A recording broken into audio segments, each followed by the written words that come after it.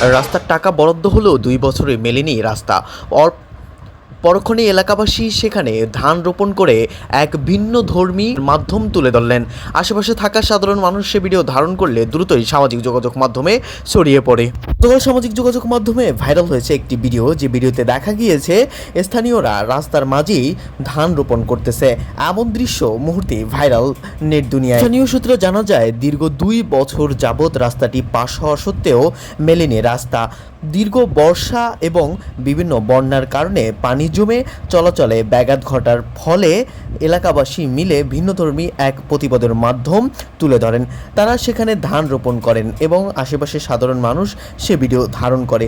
দ্রুত সামাজিক যোগাযোগ মাধ্যমে ছড়িয়ে পড়ে সে দৃশ্য। শুরু হয় নেটিজেনদের মাঝে নানা আলোচনা সমালোচনা।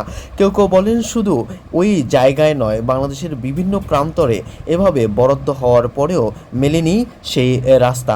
২ বছর নয়, অনেকে ধারণা করেন ৫ বছর যাবৎ, ৫ বছর পূর্বে রাস্তা পাশ হওয়া সত্ত্বেও এখনই কাজের কোনো নামগন্ধই নেই।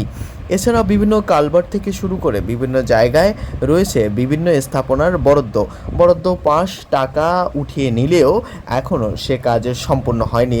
দুর্নীতির নানা বিষয়ে সামাজিক যোগাযোগ মাধ্যমে এলাকাবাসী সহ নানা মানুষ সেখানে তুলে ধরেছেন।